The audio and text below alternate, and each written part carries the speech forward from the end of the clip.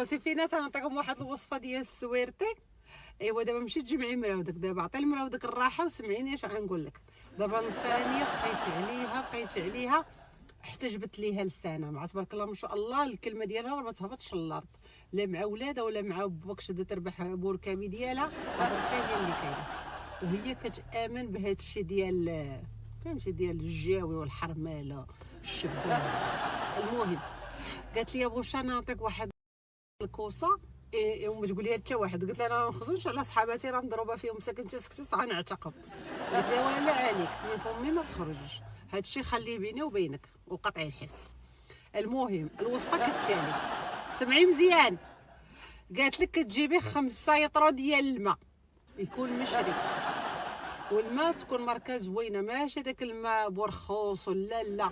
قالت لي هذيك القرافه راه كاينه واحد البيدو زرق تقريبا شي 4 اورو ولا 5 اورو ل 5 يطرو هذاك.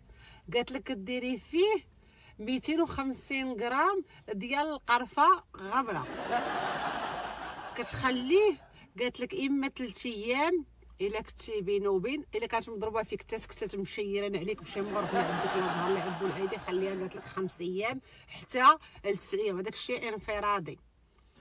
انت صاحبتي راه زهرك راقد خليهم 9 ايام باش تشد لك الضربه الاولى تقعد لك هذاك الزهره وهذاك الميمون اللي عندك راقد الزهريه. قالت لك من بعد من هذيك 3 ايام ولا 5 ايام ولا 9 ايام كتشدي وكتسخني هذاك الماء وكتدوشي به.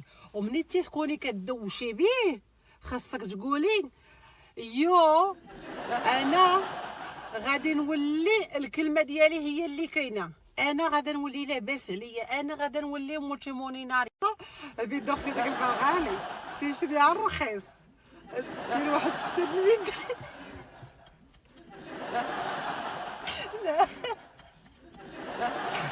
طلقتي والله تعالى غنديرها. هي القرفه راه اصلا قال لك زوينه كتجيب الطاقه وكتجيب فلوس وكتجيب هذاك الشيء. ايوا هذا هو الشيء ديالي. وانا قلت الله ما نخزن عليك شي حاجه بالحق، ما تبقاش تما قالت لك ترجمي لي راه تسق ليا الخبر.